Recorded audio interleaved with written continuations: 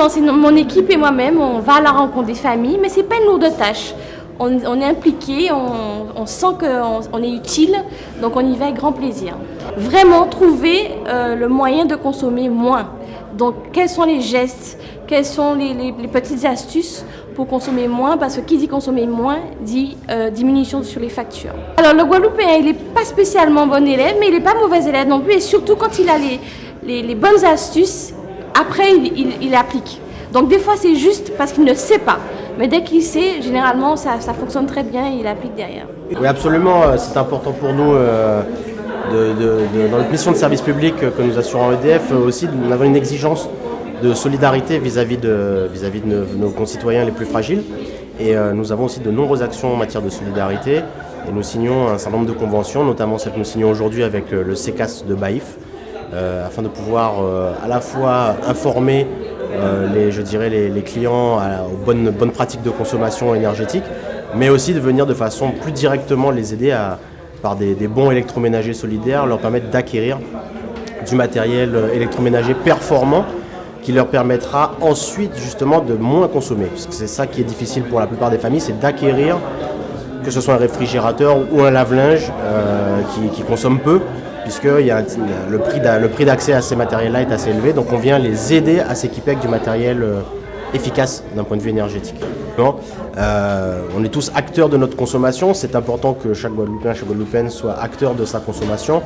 Alors pour être un acteur efficace, je dirais, dans sa consommation d'électricité, il faut déjà connaître un certain nombre de règles, connaître un certain nombre de bonnes pratiques. Et donc c'est aussi le deuxième volet de cette convention, c'est de pouvoir faire des réunions de sensibilisation auprès de la population et auprès des acteurs sociaux, notamment sur les bonnes pratiques, les éco-gestes qui permettent d'économiser de l'énergie, puisque l'efficacité énergétique repose sur deux piliers. Un, c'est de ne pas consommer l'énergie dont on n'a pas besoin. Donc évidemment, éteindre la clim, la lumière, etc. lorsqu'on sort.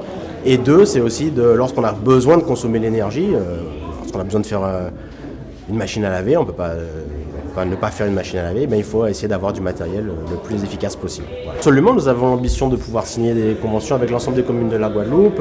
Vous avez cité Bouillante récemment, Baïf aujourd'hui, mais nous avons signé déjà avec Le Gosier.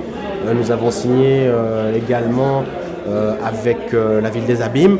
Donc nous avançons régulièrement et nous avons l'ambition de signer avec l'ensemble des communes qui seront volontaires pour être partenaires avec nous. Oui, c'est même pas consommer l'énergie dans de bonnes conditions, c'est déjà signer cette convention de partenariat avec l'EDF en direction des familles. Mais comme je dis, nous sommes les premiers à donner l'exemple.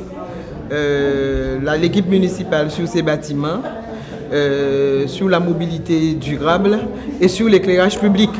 Donc aujourd'hui, on est dans l'obligation de faire des économies d'énergie. Mais on se rend compte aussi, quand on consomme, on ne fait même pas attention à ce qu'on consomme. Donc c'est pour cela qu'en recevant des familles en difficulté au niveau du Centre communal d'action sociale, on s'est dit que pourquoi pas avec EDF ne pas trouver comment mettre en place des outils pour pérenniser la solidarité.